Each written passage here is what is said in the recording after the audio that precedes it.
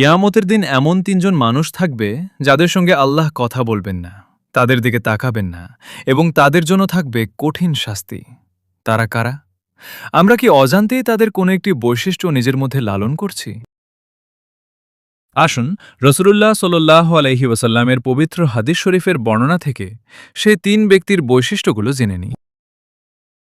হাদিস নম্বর 5009, মিশকাত শরীফ আবু হুরায়রাহ রাদিয়াল্লাহু আনহু থেকে বর্ণিত। তিনি বলেন, রাসূল সাল্লাল্লাহু আলাইহি ওয়াসাল্লাম বলেছেন, তিন শ্রেণীর লোকের সঙ্গে আল্লাহ তাআলা কিয়ামতের দিন কথা বলবেন না, তাদের তিনি পবিত্রও করবেন না।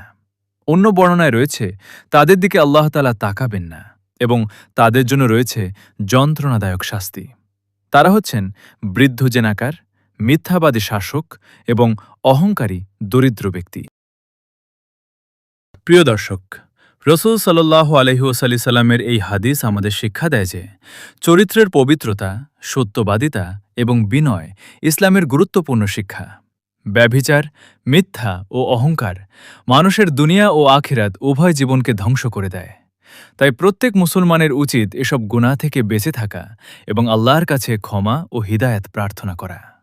আল্লাহ রাব্বুল আলামিন আমাদের প্রত্যেককে এই সমস্ত গুনাহ থেকে হেফাজত করুন। আমিন।